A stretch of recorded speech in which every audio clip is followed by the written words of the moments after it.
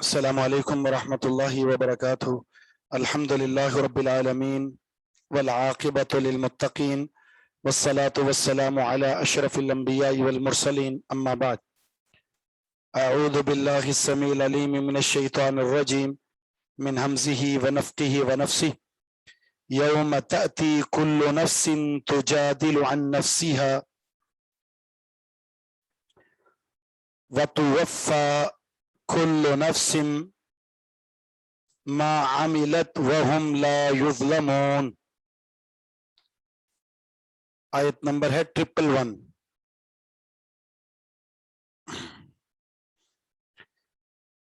یوم تأتی، جس دن،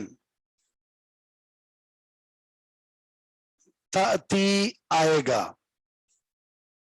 اتا یاتی کا معنی ہوتا ہے آنا. جس دن آئے گا، کل نفس، ہر نفس،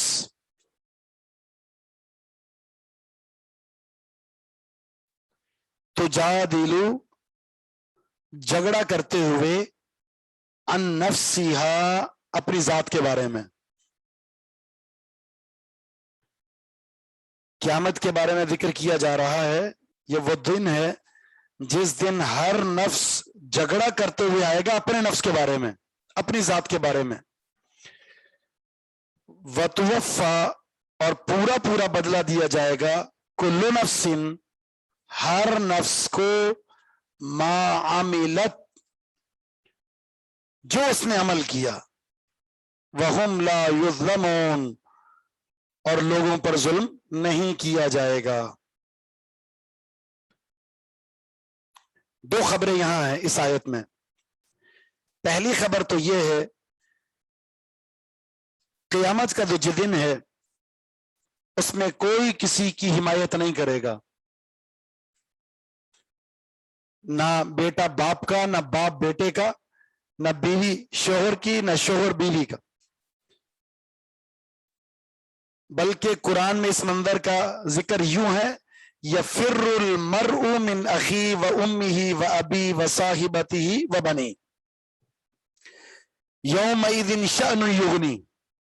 مختلف مقامات پر اللہ تعالیٰ نے قیامت کے منظر کا ذکر فرمایا ہے.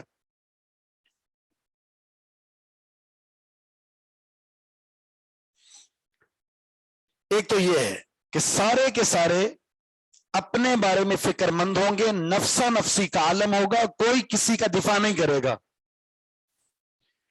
اور دوسری بات یہ ہے کہ وہاں پر اعمال کا بدلہ وہ نسبتوں کے ساتھ نہیں ہے. ہر انسان کو جو جزا اور سزا ملنی ہے وہ اس کے عمل کے بل بوتے پر ہے، تعلق کی بنیاد پر نہیں ہے. ہر ایک کو جزا یا سزا عمل کے بل بوتے پر ملے گی، اور پوری پوری. کیا ذکر ہے رسول اللہ صلی اللہ علیہ وسلم، بلکہ قرآن کریم کی آیت ہے نا، فَمَن يَعْمَلْ مِثْقَالَ ذَرَّةٍ خَيْرًا يَرَهُ وَمَن يَعْمَلْ مِثْقَالَ ذَرَّةٍ شَرًّا يَرَهُ. 111، آیت نمبر 111 ہے.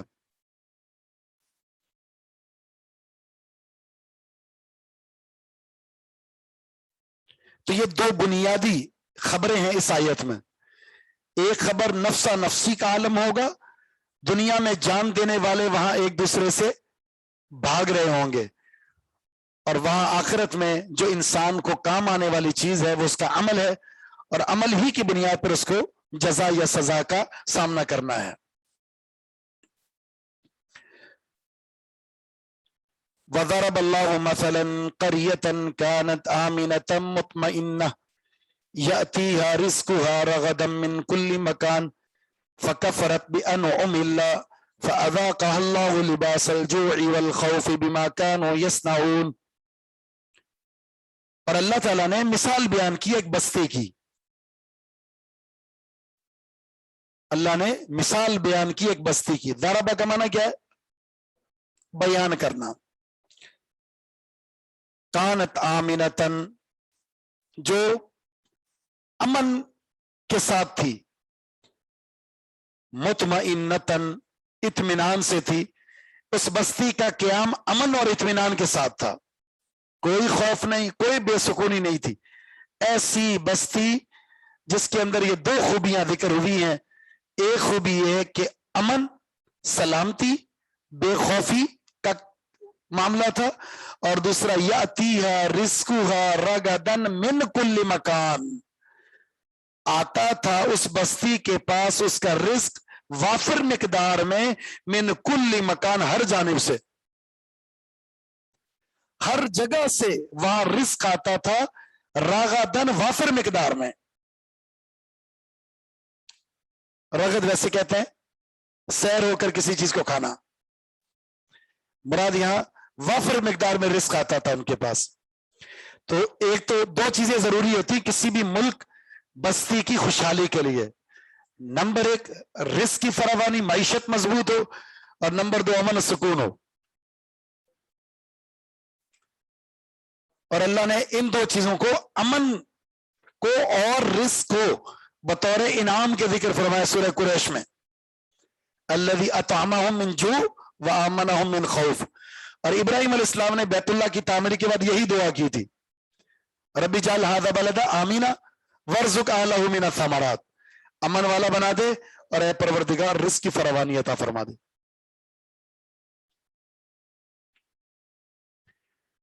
تو بستی کا ذکر کیا. پہلی نعمت یہ کہ یہاں کوئی ٹینشن نہیں تھی، امن اور اطمینان تھا، اور نمبر دو ہر جانب سے رزق کی فراوانی تھی. پھر کیا ہو گیا؟ یہ دونوں نعمتیں کیوں چھن گئی؟ فَكَفَرَتْ بِأَنْعُمِ اللَّهِ، اس بستی نے اللہ کی نعمتوں کی ناشکری کر دی.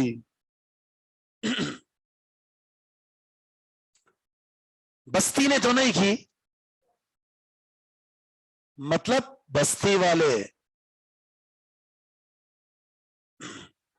پھر کیا ہوا؟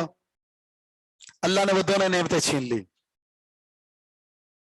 فَأَذَاقَهَا اللَّهُ لِبَاسَ الْجُوعِ، اللہ نے انہیں مزہ چکھا دیا، اللہ نے ان کو مزہ چکھا دیا. کس کا؟ بھوک کے لباس کا، والخوف، اور خوف کے لباس کا. آگیا نا دونوں چیزیں، بھوک اور خوف. کیوں؟ ناشکری. جس قوم کے اندر ناشکری آتی ہے، جس قوم میں اللہ کے انعامات کی ناقدری ہوتی ہے، جہاں اللہ کی نعمتوں کا کوئی اعتراف، اقرار اور شکریہ نہیں ہوتا، اللہ اس قوم کی معیشت کو بھی چھین لیتا ہے، اور اللہ اس قوم کو امن کے لیے ترسا دیتا ہے. یہ دو چیزیں کیوں چھینی؟ بما کانوا یصنعون، ان کے کرتوتوں کی وجہ سے.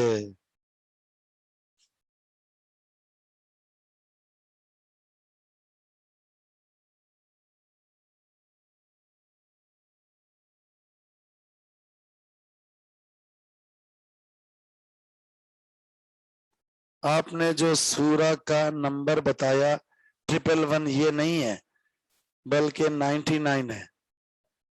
میں تو آیت نمبر بتایا، میں نے سورت کا نمبر کہاں بتایا؟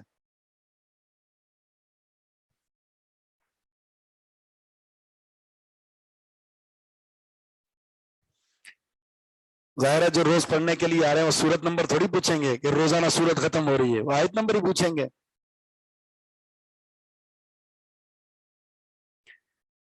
یہ میرے اور آپ کے لیے، ہماری ریاست کے ذمہ داروں کے لیے، سوسائٹی کے ذمہ داروں کے لیے یہ مثال انتہائی زیادہ سبق آموز ہے. پہلے تو ہم بات کرتے ہیں یہاں سے مراد کون ہے. یہاں سے مفسرین کا زیادہ رجحان یہ ہے کہ اس سے مراد مکہ کی بستی ہے، سرزمین مکہ ہے. اللہ کے رسول آئے، دعوت پیش کی، لیکن اس قوم نے رسول اللہ صلی اللہ علیہ وسلم جیسی نعمت کا انکار کر دیا، قرآن جیسی نعمت کا انکار کر دیا، ناشکری کی، مذاق اڑایا، راستے میں کانٹے بچھائے. نتیجہ کیا ہوا؟ نبی علیہ الصلوۃ والسلام نے بد دعا کی. کیا بد دعا کی؟ بد دعا کے الفاظ یہ ہے اللہم اشدد وطأتک علی مزر واجعلها علیہم سنین کسن یوسف. صحیح بخاری کی حدیث ہے. اے پروردگار اس مزر قبیلے پر اپنی گرفت کو مضبوط کر، اے پروردگار ان پر 60 سالی مسلط کر دے تاکہ یہ رزق کے لیے ترسنے لگ جائیں. پھر ایسا ہی ہوا، مکہ کے امن کو خوف میں تبدیل کر دیا، اور بھوک اور پیاس کا عالم یہ تھا کہ یہ لوگ درختوں کے پتے کھانے پر مجبور ہو گئے. نتیجتاً اللہ کے رسول صلی اللہ علیہ وسلم کے پاس آئے اور آپ سے التجا کی کہ اس 61 سالی کے خاتمے کے لیے کچھ کیجئے. رسول اللہ صلی اللہ علیہ وسلم کو ترس آیا اور آپ نے دعا کی، اور اللہ رب العزت نے بارش جیسی رحمت سے اس مکہ کی سرزمین کو دوبارہ مالا مال کیا. لیکن اس نعمت کے باوجود بھی قدر کرنے والوں نے قدر کی، ناقدری کرنے والوں نے پھر ناقدری کی.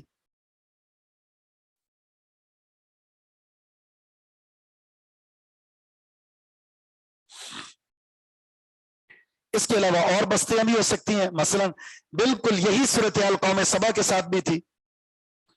ہر طرف سے پانی، ہر طرف سے باغات نے پورے علاقے کو گھیرا ہوا تھا، کوئی خوف نہیں، کوئی پریشانی نہیں. لیکن جب اللہ کی نعمت کی ناقدری کی تو اللہ تعالیٰ نے دونوں نعمتیں چھین لی.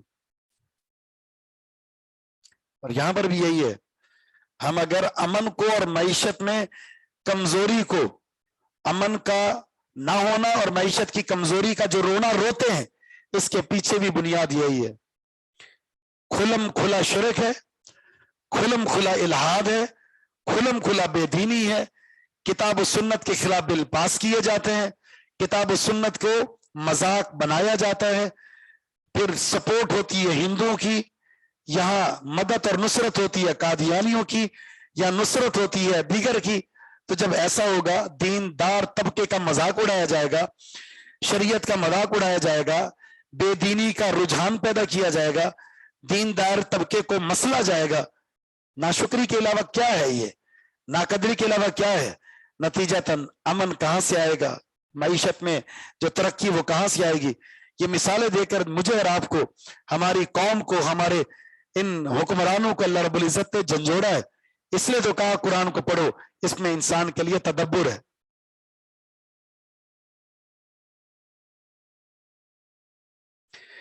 یہاں دیکھیں اللہ تعالیٰ نے ایک عجیب قسم کی تعبیر ذکر کی ہے، عبارت خوف کا لباس، بھوک کا لباس. تو لباس بھوک کا کیسے ہوتا ہے؟ خوف کا لباس کیسے ہوتا ہے؟ کبھی آپ نے پہنا ہے؟ مارکیٹ گیا، یہ خوف کا لباس دے دیجیے گا وائٹ کلر میں. جی، لباس سے تشبیہ دی ہے کہ انسان ہمہ وقت اپنے جسم کے ساتھ کیا ہے؟ لباس کو پہنے رکھتا ہے. بھوک ان کا ساتھ نہیں چھوڑے گی، خوف ان کا ساتھ نہیں چھوڑے گا. یہ چل رہے ہیں، یہ پھر رہے ہیں، یہ سو رہے ہیں، یہ جاگ رہے ہیں. بھوک اور خوف ان کے ساتھ اسی طرح چمٹا ہوا ہوگا جس طرح لباس انسان کے ساتھ چمٹا ہوا ہوتا ہے.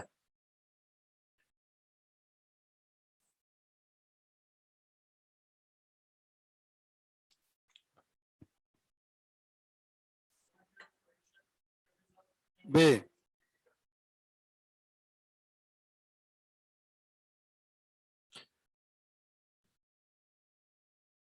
اللہ نے یہ جو ناشکری کی ہے نا، نعمتوں کی ناشکری کی ہے، اس کو بھی اگلی آیت میں بیان کیا. وہ ناشکری کیا تھی؟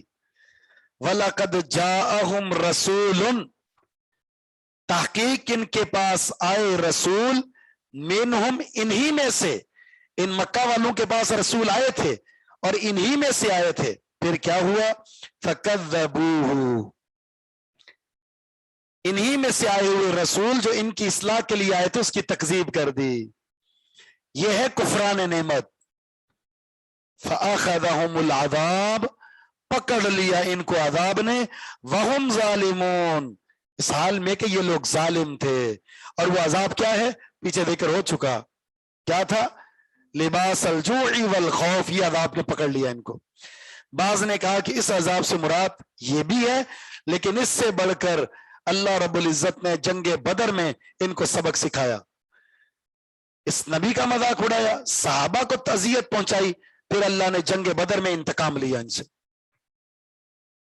بہرحال دونوں عذاب ہیں ان کے لیے۔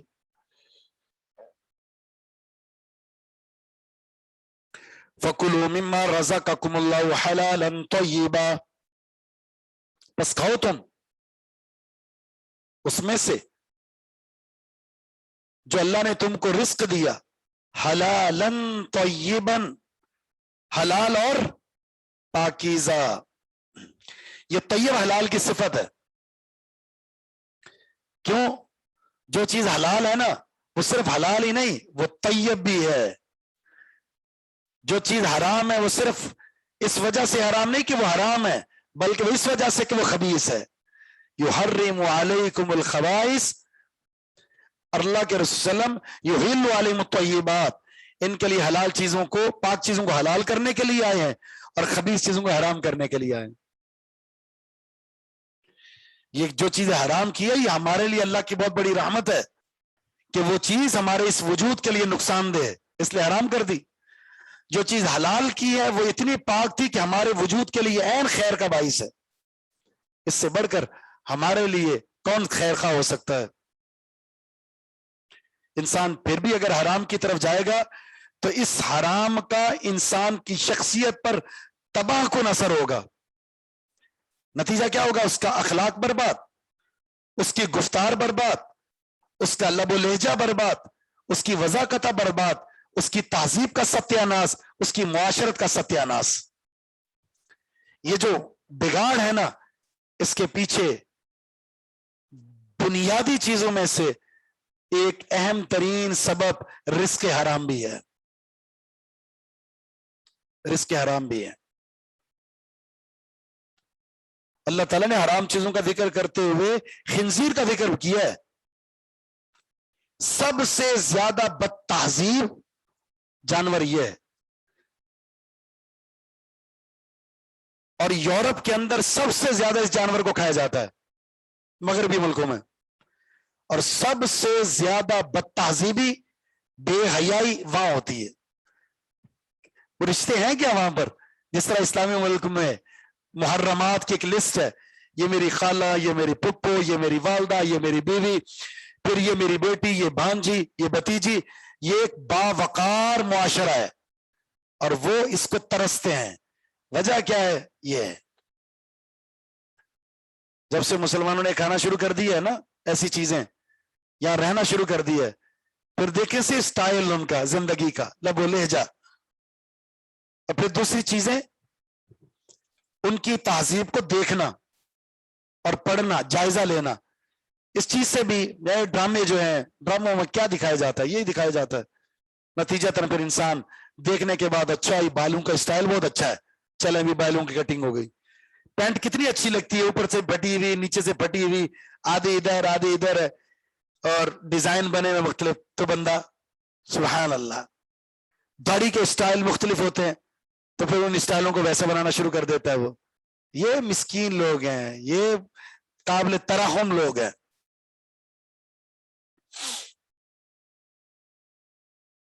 یہ جو آیت ہے یہ صرف یہاں ذکر نہیں ہو رہی، اس سے پہلے بھی ذکر ہوا ہے کہ وَاشْكُرُوا نِعْمَةَ اللَّهِ إِن كُنتُمْ إِيَّاهُ تَعْبُدُونَ، اللہ کی نعمتوں کا شکریہ ادا کرو اگر تم اسی کی بندگی کرتے ہو۔ یعنی بندگی سے پہلے رزق حلال کا ذکر ہے۔ آپ کو پتہ ہے اعمال کی قبولیت کے لیے کتنی شرائط ہیں؟ بہت ساری شرائط ہیں، ان میں 4 بنیادی ہیں۔ کون سی ہیں؟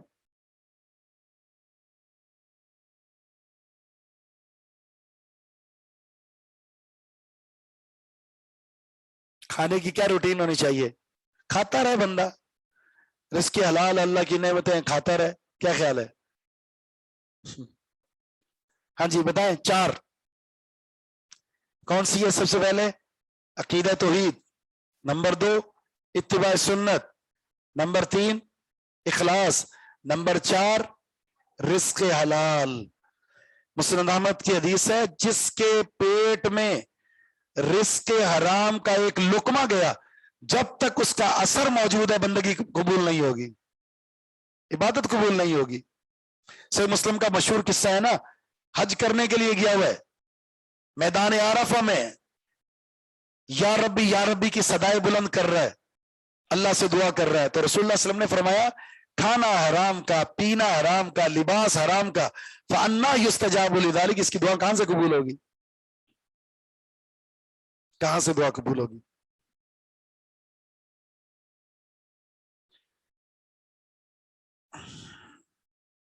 حد میں رہ کر کھانا چاہیے، وہ حدیث میں آتا ہے نا، کھانے کی جہاں تک بات کی آپ نے، حدیث میں آتا ہے کہ 2 آدمیوں کا کھانا 3 کو کافی ہو جائے، ایک کا کھانا 2 آدمیوں کے لیے، 2 کا کھانا 3 کے لیے، 3 کا کھانا 4 کے لیے۔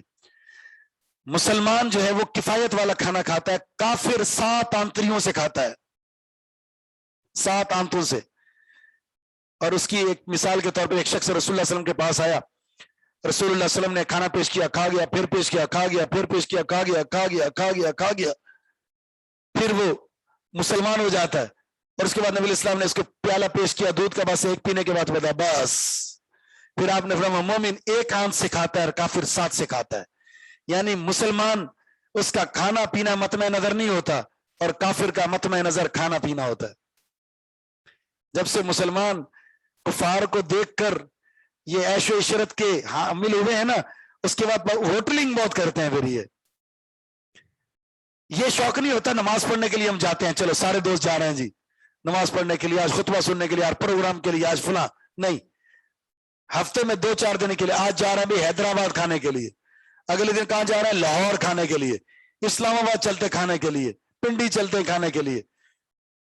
لمبے سفر ہوتے ہیں جی، لمبے سفر کس لیے؟ کھانے پینے کے لیے۔ سبحان اللہ، یہ شوق ٹھیک ہے، اللہ کی نعمتیں آپ کھائیں، لیکن اتنا بھی شوق نہیں ہونا چاہیے کہ یہاں سے آپ پنجاب جا رہے ہیں کیا کرنے کے لیے؟ ایک مشہور ڈش کھانے کے لیے۔ اخلاص، چوتھی چیز ہے اخلاص۔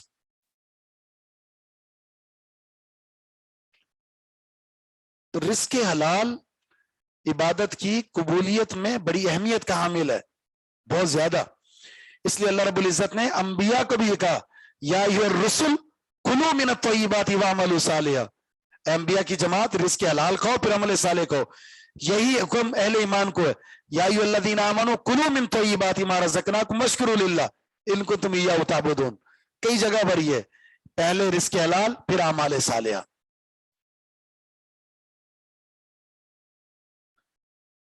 ہاں وہ آپ نے دیکھا ہوگا جب ربیع الاول کا مہینہ آتا ہے، میلاد، بینک میں بھی وہ جھنڈے لگائے ہوئے ہوتے ہیں، بینکوں میں لائٹیں چائنا والی لگی ہوئی ہوتی ہیں، کیوں بھائی؟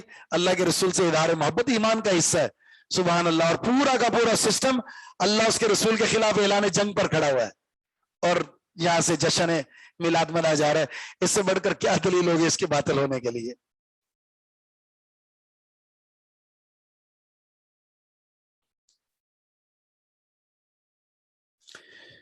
انما حرم علیکم المیتۃ والدم ولحم الخنزیر وما اہل لغیر اللہ بہ فمن اضطر غیر باغ ولا عاد فإن اللہ غفور رحیم۔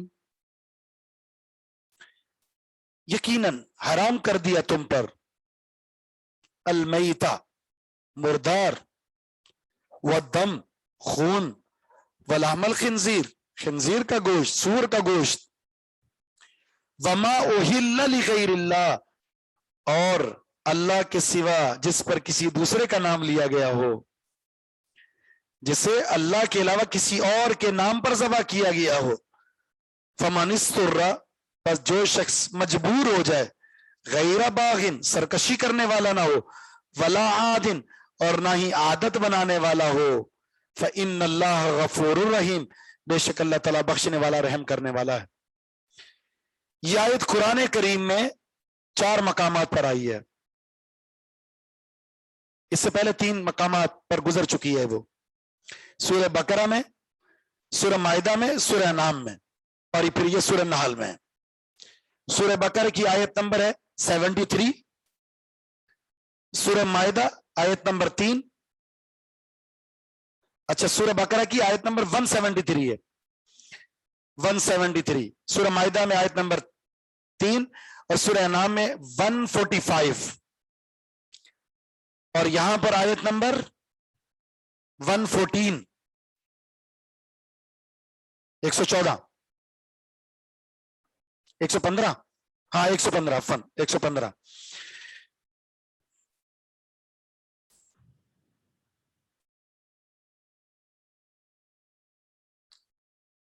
اس میں جو سب سے پہلی چیز ہے مردار.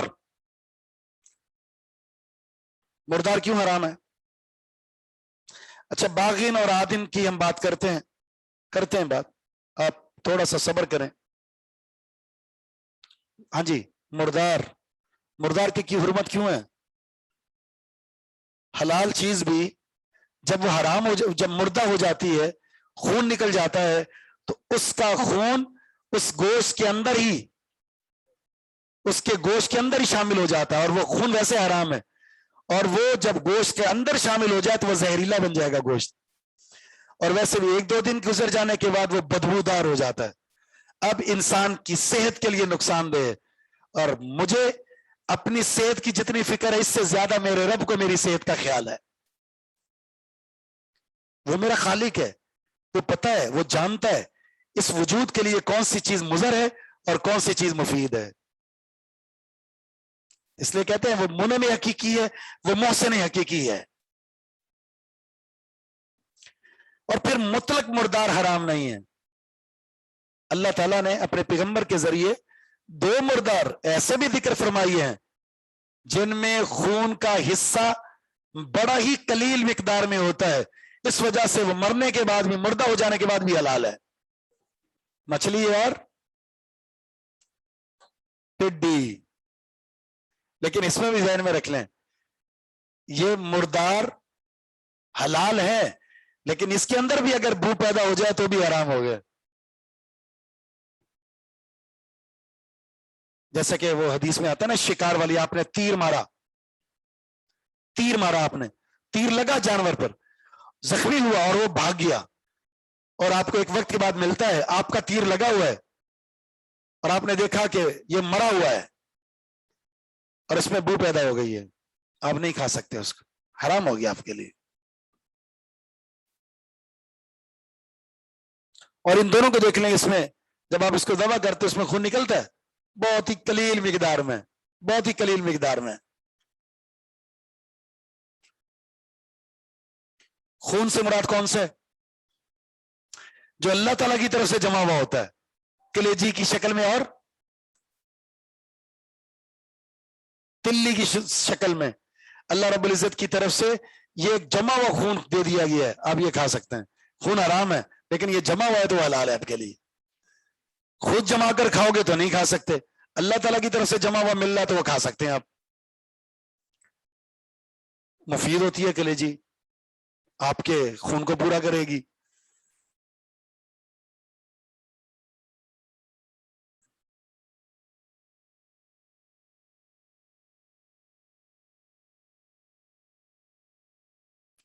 کتنے ٹائم تک بو پیدا ہو جاتی ہے مرنے کے بعد؟ یہ میں چیک کروں گا، پہلے مار کر دیکھوں گا، اس کو رکھ کر پھر میں بتاؤں گا آپ کو کتنا ٹائم لگتا ہے. واللہ اعلم. ٹڈی نہیں دیکھی آپ نے؟ ٹڈی کیسے ہوتی ہے؟ ٹڈی کیسے ہوتی ہے؟ آپ نے درختوں پر نہیں دیکھی وہ گرین کلر کی؟ ابھی ان کا ایک بہت بڑا طوفان کراچی میں بھی آیا تھا، پاکستان میں، ٹڈی دل جس کو کہتے ہیں. اب آپ سرچ کیجئے گا اس کو الجرات کے نام سے.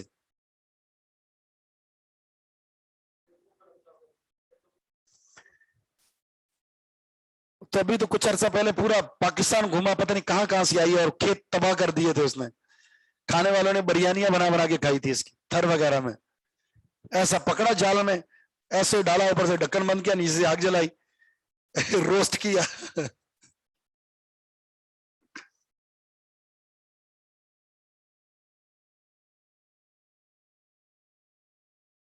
جی مدینہ میں بہت ہی، پاکستان میں اس سے بھی زیادہ تھی.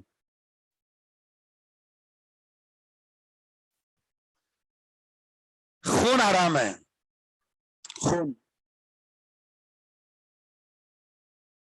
کیوں حرام ہے؟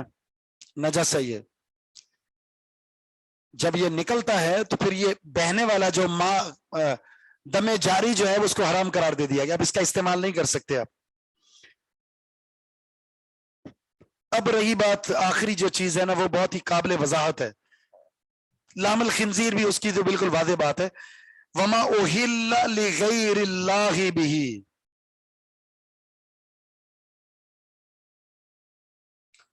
अब इसकी कुछ शक्लें हैं। एक शक्ल ये है कि किसी ने जानवर को ज़बह किया किसी का नाम लेकर, अल्लाह का नाम नहीं। मसलन किसी ने जानवर ज़बह कर दिया कहते हुए मोहम्मद रसूलुल्लाह सल्लल्लाहु अलैहि वसल्लम के लिए, अज़बहु लिरसूलिल्लाह, और जानवर ज़बह कर दिए। अज़बहु लि हुसैन, अज़बहु लि अली, और जानवर ज़बह कर दिया। बिस्मिल्लाह अल्लाहु अकबर नहीं पढ़ा। एक तो ये शक्ल है, बिल इत्तिफाक हराम है, ठीक। दूसरी शक्ल बिस्मिल्लाह अल्लाहु अकबर कहकर ज़बह करता है, लेकिन तकर्रुब गैरुल्लाह का होता है कि मैं अली रज़ी अल्लाहु अन्हु, अब्बास रज़ी अल्लाहु अन्हु, अबू बकर सिद्दीक, हुसैन रज़ी अल्लाहु अन्हु, हसन रज़ी अल्लाहु अन्हु, या अलगर्स अब्दुल कादिर जिलानी रहिमहुल्लाह, या किसी और को राजी करने के लिए, उनकी ताजीम के लिए, तकर्रुब के लिए अल्लाह का नाम लेकर जानवर ज़बह करता है, बिल इत्तिफाक ये भी हराम है, ये भी हराम है।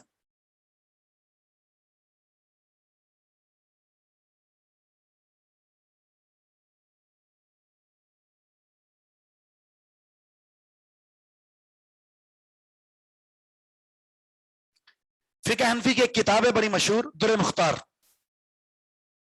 फिका हनफी की एक मशहूर किताब है दुर्र मुख्तार। उसमें लिखा किसी हाकिम और किसी बड़े की आमद पर तकर्रुब के लिए, ताकि वो मुझसे राजी हो जाए, उसकी ताजीम के लिए, मेहमान नवाजी के लिए नहीं, तकर्रुब और ताजीम के लिए अगर कोई जानवर ज़बह करता है तो इसने भी शिरक किया है, हराम काम किया है, ये पक्का मुशरिक है, इसको सच्ची तौबा करनी होगी। बल्कि बात सूरत में कहा इसकी वजह से वो मुर्तद हो गया। हाँ, मेहमान नवाजी और चीज है, लेकिन अगर तकर्रुब जहन में आ जाए, ताजीम जहन में आ जाए, तो तकर्रुब और ताजीम तो सिर्फ अल्लाह के साथ खास है। किसी और का तकर्रुब और ताजीम किसी अमल से मकसूद हुई तो मुशरिक है परले दर्जे के।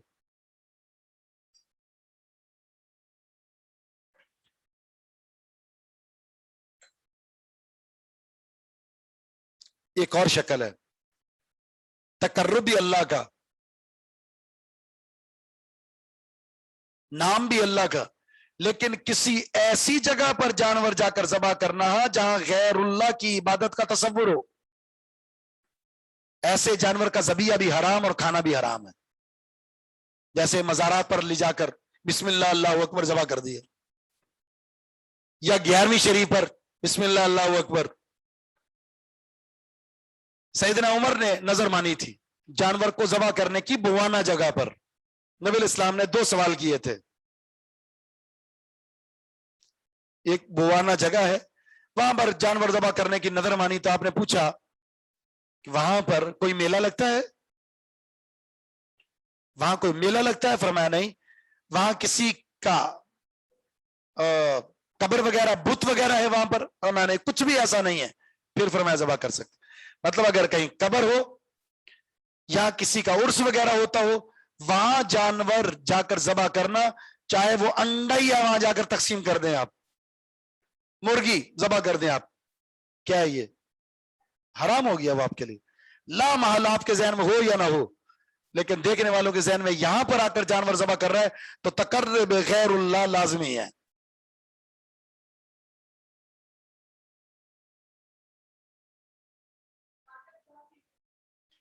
जाहिर है उस जगह पर आने का मतलब उनका तकर्रुब हासिल करना। कब्र परस्त लोग यही करते हैं, कहते हैं अल्लाह के लिए बस सदका खैरात कर रहे हैं हम, लेकिन इस जगह क्यों?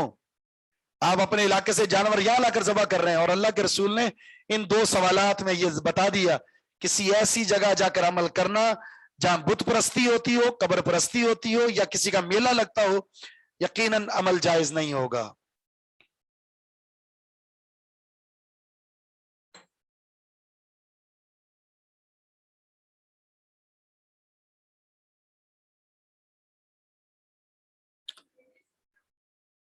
میلے سے مراد یہ عرس لگتا ہے نا ان کا، جیسے جی سالانہ عرس لگتا ہے ان کا، جو بزرگ فوت ہو گئے ہیں نا ان کے وفات کے بعد بھی ان کی ولادت کے وہ ہوتے ہیں، عرس ہو رہا ہے جی۔ عرس کیا مطلب؟ عرس کا مطلب یہ ہوتا ہے، ویسے عرس کہتے ہیں شادی کو، ٹھیک ہے، اور ان کا وہ میلہ لگا کر کہہ رہے ہوتے ہیں کہ یہ بزرگ اللہ تعالیٰ کو جو اتنے پیارے تھے، اللہ نے ان کو کہہ دیا نم کنومت العروس، ٹھیک ہے، سوئے ہوئے تو ہم لہذا سالانہ عرس منا رہے ہیں ان کا۔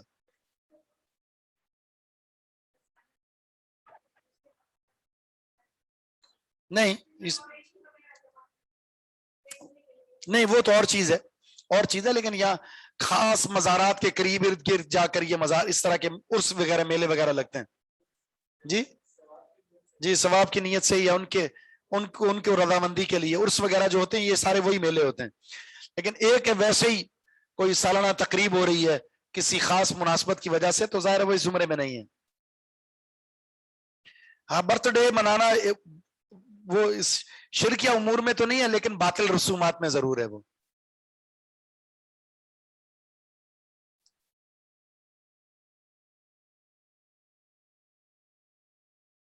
وَلَا تَقُولُوا،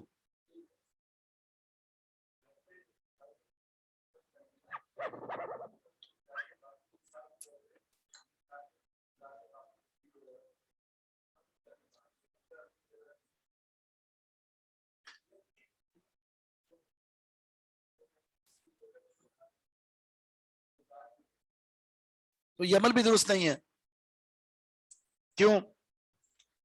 اس لیے کہ سری شرک اور کفر ہو رہا ہے، آپ کو ان کے کھانے کی تو فکر ہے لیکن ان کے ایمان کی فکر نہیں ہے، ٹھیک ہے، وہ کھلم کھلا بغاوت پر قائم ہے، تو وہ قابل ترس نہیں ہے، قابل ترس نہیں ہے۔ ہاں اگر ہمدردی کرنی ہے ان کو وہاں سے نکال کر لائیں، لا کر کہیں، پھر رزق آپ کے گھر میں پہنچایا جائے گا، آپ غیر اللہ کی بندگی نہ کریں۔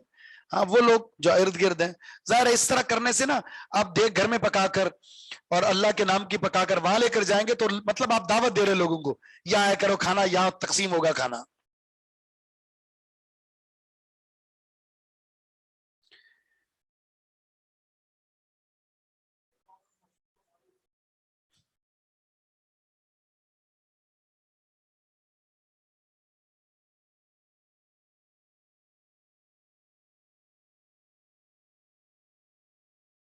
کیا کہہ رہے؟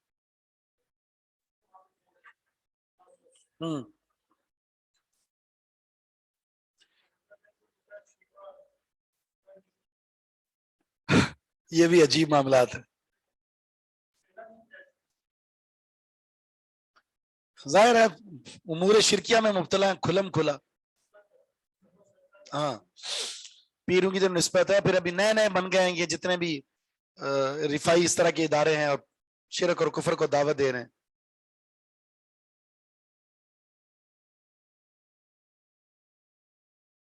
جی اب آتے ہیں اس طرف، فمن اضطر، جو شخص مجبور ہو جائے، اس کا معنی یہ ہے اگر کسی شخص کو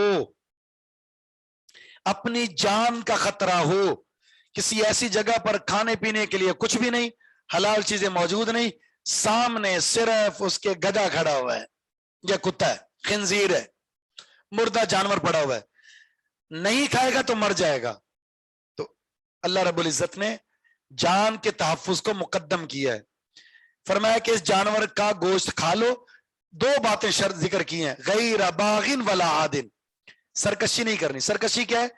جان کا خطرہ ٹل گیا، اب گدھا اور کتا کھانا چھوڑ دیں آپ، ایسا نہ آپ بولیں گے بڑا لذیذ ہے جی اس کا تو مزہ ہی کچھ اور ہے، اور پھر آپ باغی بن جائیں، نہیں حد کو کراس کرنے لگ جائیں، اب آپ کی جان جو محفوظ ہو گئی ہے لیکن عادت آپ کی خراب ہو گئی، آپ خواہش مند ہو گئے۔ عادن کا مطلب واپس وہی آ گئے کہ یہاں بہت اچھا ایک جانور تھا جو کھایا آپ نے۔ باغین کا مطلب ہوگا حد سے تجاوز نہ کریں، صرف اس کی اجازت جان کے خطرے کے ٹلنے تک ہے، جب وہ ٹل گیا تو اب آپ چھوڑ دیں۔ عادن کا مطلب دوبارہ نہ آئے اس کام کو کرنے کے لیے، اپنے آپ کو بچائیں کہ آپ کے اندر یہ خواہش پیدا ہو جائے حرام کھانے کی۔ جیسے سود ہے نا، سود، یہ اس کے اندر ایک کشش ہے۔ کشش کیا ہے؟ بنا محنت مال آ رہا ہے، کھینچتا ہے. اور حرام کے اندر اپنی ایک اللہ تعالیٰ نے امتحان کے طور پر لذت رکھی ہے. آپ کسی ہوٹل میں کھانا کھائیں اور آپ بولے گا یار ختم ہے یہاں کا کھانا, آپ واپس جاتے ہیں ادھر کھانے کے لیے, کوئی چیز تو ہے جو لے کر گئی ہے. یا آپ کہتے ہیں چائے, یہاں سے کراچی سے آپ حیدرآباد جا رہے ہیں چائے پینے کے لیے, اس ہوٹل کی چائے پاکستان میں کہیں نہیں ملتی, کچھ تو پلاتا ہے وہ آپ کو. تو وہی تھوڑا سا خیال کر کے کھانے پینے کے معاملات میں بھی انسان کو بہت زیادہ ہوشیار رہنا ہے, کہیں حرام چیز اس کے وجود میں جال تو نہیں جا رہی. لاہور میں کیا ہے, کوئی بات نہیں, لاہور اگرچہ مشہور ہے بھئی وہاں گدے کھلائے جاتے ہیں, لیکن لاہور سے زیادہ کراچی میں بھی ہے. یہ لیاری میں پکڑے گئے تھے, لیاری کی طرف پکڑے گئے تو ان سے جب پوچھا گیا اب یہ کیا کیوں کرتے ہیں, تو انہوں نے دلیل دی. دلیل کیا دی, اللہ کے رسول صلی اللہ علیہ وسلم کے دور میں کھائے جاتے تھے. جی کھائے جاتے تھے. حرام کیوں ہوئے, سواری کم ہوئی, گدا سواری کے لیے زیادہ استعمال ہوتا تھا, قلت سواری کا شکوہ کیا گیا, رسول اللہ صلی اللہ علیہ وسلم نے گوشت کو حرام کر دیا گدے کو جنگ خیبر کے موقع پر. کہہ رہا کہ اب تو سواریاں بہت زیادہ ہیں, گدے فالتو گھوم رہے ہیں, علت ختم ہو گئی تو اب صبح کر کے اب کھلا رہے ہیں. الیاذ باللہ. جی بالکل. چائے میں حرام کیا ڈالتے ہیں, سنا کچھ اس طرح کی چیزیں ملاوٹ کرتے ہیں جس کی وجہ سے کشش پیدا ہوتی ہے. ایویں تھوڑی چائے چھوڑ کر آپ اپنے گھر کی اور ادھر کی چائے چھوڑ کر آپ حیدرآباد چائے پینے جا رہے ہیں یا پیالہ ہوٹل چائے پینے جا رہے ہیں. آپ جی بہت سارے ساتھی ہیں اب گلستان جوہر میں, وہ ہم کہہ رہے ہیں وہ عزیز آباد کی طرف ایک پیالہ ہوٹل ہے, وہاں ہم چاہتے ہیں چائے پینے کے لیے, ختم ہے چائے اس کی. جی اتنا ٹائم تھوڑی ہے وہاں چائے پینے کے لیے بندہ جائے, لیکن کوئی چیز ہے جو کھینچے رہی بندوں کو. ایک پی لیا آپ لگے نہیں ایک اور لاؤ بھائی, ایک اور لاؤ, اور پھر آپ عادی بن جاتے ہیں.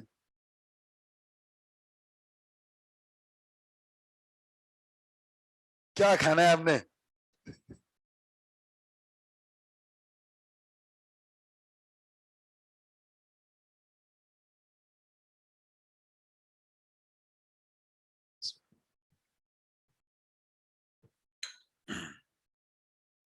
وَلَا تَقُولُوا لِمَا تَصِفُ أَلْسِنَتُكُمُ الْكَذِبَ. اللہ اکبر. وَلَا تَقُولُوا الْكَذِبَ, جھوٹ مت کہو. لِمَا تَصِفُ أَلْسِنَتُكُمْ, جو تمہاری زبانیں بیان کر رہی ہیں, تمہاری زبان سے جھوٹ موٹ جو نکلتا ہے وہ مت کہا کرو. اب زبانیں بہت ساری جھوٹی باتیں کہتی ہیں, آپ کو جھوٹ کی ملاوٹ کر کے دیتی ہیں, تو اس آیت میں کہا جا رہا وہ مت کہو. وہ کیا چیز ہے آگے ذکر ہو رہا ہے, ہذا حلال وہذا حرام, یہ حلال ہے اور یہ حرام ہے. یہ جو گیم ہے نا تمہارا اپنا گڑا ہوا, اس اصطلاح کو استعمال مت کرو. بیان کرتی ہیں تمہاری زبانیں, جن چیزوں کو تمہاری زبانیں گڑتی ہیں وہ جھوٹ مت کہو تم کہ یہ حلال والی حرام ہے. اللہ رب العزت نے کسی چیز کو حلال نہیں کیا اور تم حلال کر رہے ہو, اللہ نے کسی چیز کو حرام نہیں کیا تم حرام کر رہے ہو. حلال اور حرام کا اختیار تم تو چھوڑو, اللہ رب العزت نے اپنے نبی کو بھی نہیں دیا. ایک موقع پر رسول اللہ صلی اللہ علیہ وسلم نے ایک چیز کو حرام کیا تھا, اللہ تعالیٰ نے نبی الاسلام کو تنبیہ فرمائی. کیا تھا؟ عصر کی نماز پڑھنے کے بعد آپ اپنی بیوی سیدہ زینب کے پاس آتے, اور سیدہ زینب کو پتا چل گیا کہ رسول اللہ صلی اللہ علیہ وسلم کو شہد بڑا پسند ہے, تو جیسے ہی آتے آپ کو فوراً شہد دے دیا کرتی تھی. تو نبی الاسلام کو پتا چل گیا کہ میری خدمت ہوتی ہے, تو آپ نماز اثر پڑھی سیدھا زینب کے گھر, نماز پڑھی سیدھا زینب کے گھر. دیگر بیویوں کو پتا چل گیا یہ زینب نے صحیح شروع کر دیا کام. اب انہوں نے میٹنگ کی آپس میں, اللہ کے رسول کو کسی طریقے سے روکنا ہے. یہ جو ان کے گھر میں وقت لگاتے ہیں نا, وہ سوکن ذرا اللہ کے رسول کی بیویاں ہی کیوں نہ ہو, سوکن والا سوکن ہوتی ہیں. کھیل تو یہ کھیلنا ہوتا ہے, ایک فطرتی چیز ہے. تو انہوں نے آپس میں مشورہ کیا کہ اللہ کے رسول جب آئیں گے تو پوچھیں گے آپ سے معافیر کی اسمیل آ رہی ہے. معافیر یہ درختوں کے ساتھ وہ گوند سے جو لگتی ہے اس کو کہتے ہیں. تو ظاہر ہے اللہ کے رسول تو معافر تو نہیں کھا رہے, لیکن ہم نے معافر کہنا ہے, تو آپ نے سچ بتا دینا ہے کہ میں معافر نہیں, میں شہد بھی کرایا ہوں. جس طرح ہمارے یہاں اصطلاح ہے نا کہ کہنا بیٹی کو اور سنانا بہو کو، تو ہم معافر کا کہیں گے، آپ خود بخود شاید بول دیں گے. اچھا، اللہ کے رسول وہاں سے ہو کر گھر میں آئے. عائشہ صدیقہ رضی اللہ تعالیٰ عنہ کے دیگر بیویاں، اللہ کے رسول آپ نے معافر کھایا کیا؟ آپ نے کہا نہیں تو. اچھا اسمیل سی آ رہی تھی. نہیں نہیں، میں زینب کے گھر سے شہد پی کر آیا ہوں. اچھا، تو آپ شہد پیتے ہیں ان کے گھر میں، وہ آپ کی خدمت کرتی اس لیے آپ وہاں رکتے ہیں. بیویوں نے ناراضگی کا اظہار کیا. رسول اللہ صلی اللہ علیہ وسلم نے کہا بیویاں ناراض ہو رہی، اللہ کی قسم آج کے بعد میں شہد نہیں پیوں گا. تبتغی مرضات ازواجک، بیویوں کی خوشنودی کے لیے شہد کو حرام کر لیا، یہ ناراض نہ ہو. اللہ نے کیا فرمایا؟ یا ایھا النبی لما تحرم ما احل اللہ لک تبتغی مرضات ازواجک، بیویوں کو خوش کرنے کے لیے جو چیز حلال ہے اس کا آپ حرام کر رہے ہو، ایسا مت کریں. کیا پتا چلا؟ حلال اور حرام کا اختیار نبی کے پاس بھی نہیں ہے.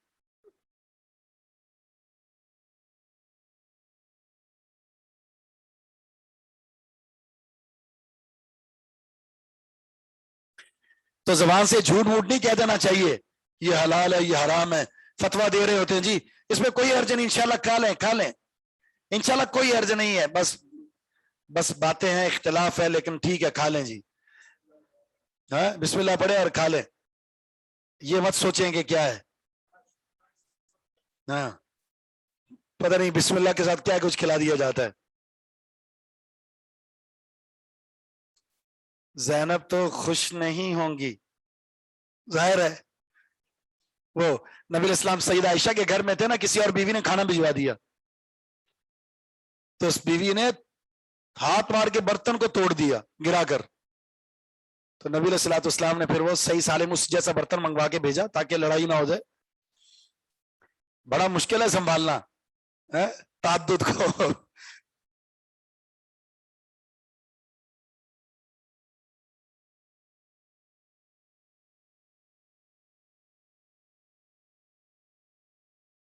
سوکن، اچھا سوکن آپ کو پتہ نہیں چل رہا. دو بیویاں جب ہوتی ہیں نا کسی کی تو وہ آپس میں سوکن کہلاتی ہیں.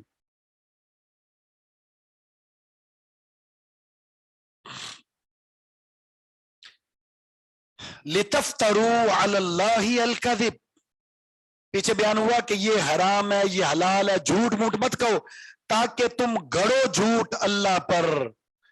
یہ کہہ کر کہ یہ حلال ہے یہ حرام ہے اللہ پر جھوٹ مت گڑو. ان الذین یفترون علی اللہ الکذب، وہ لوگ جو اللہ پر جھوٹ گڑتے ہیں، لا یفلحون، وہ کبھی کامیاب نہیں ہو سکتے.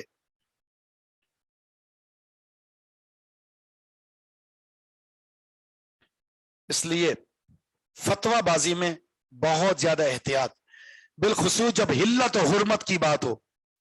تو شریعت نے ایک اصول ذکر کیا ہے، دع ما یریبک الی ما لا یریبک، جس چیز میں شک ہو اس کو چھوڑ کر ایسی چیز اختیار کریں جس کی حلت یقینی ہو. بلکہ اللہ کو ایک غیرت بڑی پسند ہے، وہ غیرت کیا ہے؟ شک والی چیز کو چھوڑ دینا. یہ غیرت اللہ کو بڑی پسند ہے.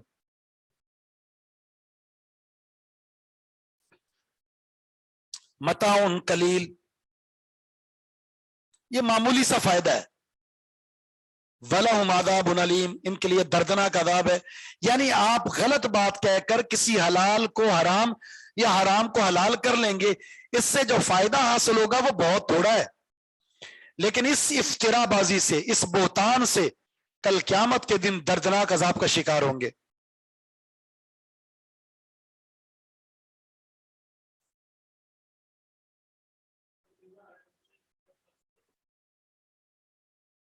تاکید کے لیے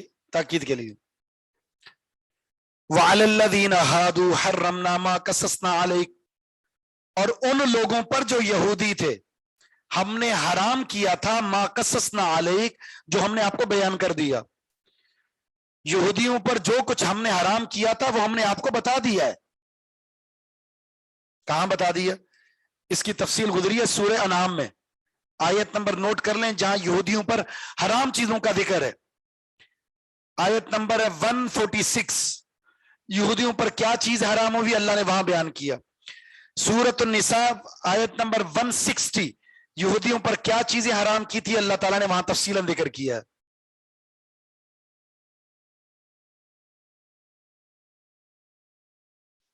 یہودیوں پر ہم نے جو کچھ حرام کیا تھا قصصنا، ہم نے وہ بیان کر دیا آپ پر، من قبل اس سے پہلے، وما ظلمناہم ہم نے ان پر کوئی ظلم نہیں کیا، ولکن کانوا انفسہم یظلمون وہ تو خود اپنی جانوں پر ظلم کرنے والے تھے.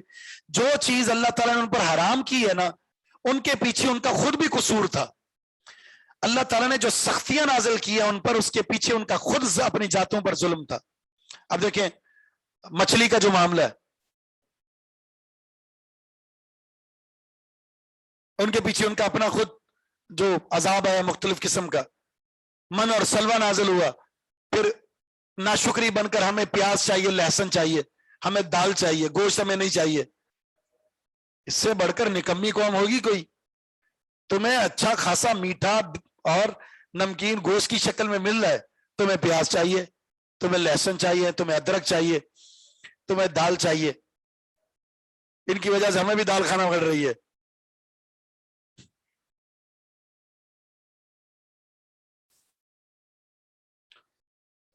ثم ان ربک للذین عملوا السوء بے شک تیرا رب کتنا مہربان ہے، للذین ان لوگوں کے لیے، عملوا السوء جنہوں نے برے عمل کیے، بجہالت جہالت کی وجہ سے، لا علمی میں برے کام کر لیے، ثم تابوا پھر وہ توبہ کر لے، انہوں نے توبہ کر لی، من بعد ذلک اس کے بعد، یعنی اس عمل سوء کے کر لینے کے بعد توبہ کر لی انہوں نے، واصلحوا اور اپنی اصلاح بھی کر لی. کیا اصلاح کر لی؟ اس عمل سے اپنے آپ کو بچا لیا اور اس عمل کو ترک کر کے عمل صالح کرنا شروع کر دیا، عمل سوء کو چھوڑ کر. ان ربک من بعدها لغفور رحیم بے شک تیرے رب اس کے بعد خوب بخشنے والا، رحم کرنے والا ہے. یعنی اگر کسی نے جہالت کی وجہ سے عمل سوء کیا، اللہ سے توبہ کر لی، اصلاح کر لی، اللہ رب العزت ان کے ان اعمال سے اس کو پاک اور صاف کرنے کے بعد ان کے برائیوں کو اللہ نیکیوں میں تبدیل کر دیتا ہے. فَأُولَٰئِکَ يُبَدِّلُ اللَّهُ السَّيِّئَاتِ حَسَنَاتٍ جو سچی توبہ کرتا ہے اللہ اس کے اعمال کو، برے اعمال کو عمل صالح میں تبدیل کر دیتا ہے.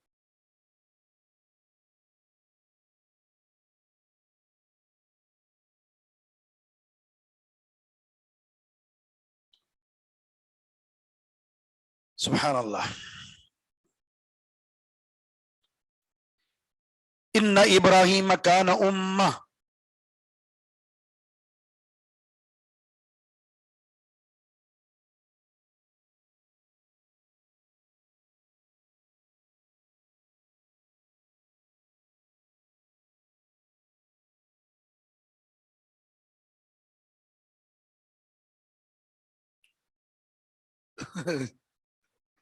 آپ کو کیا ہوا؟ آپ کی صحت کو کیا ہوا؟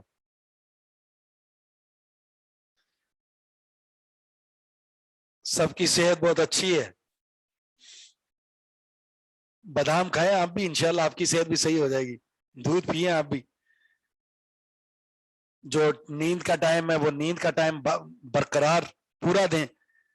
جن ٹائم پر عبادت کے اوقات ہے، عبادت جو کھانے کے اوقات ہے، ہر چیز کو منظم کر لیں. آپ کی صلاحیت میں بھی بہتری آئے گی، آپ کے صحت میں بھی بہتری آئے گی.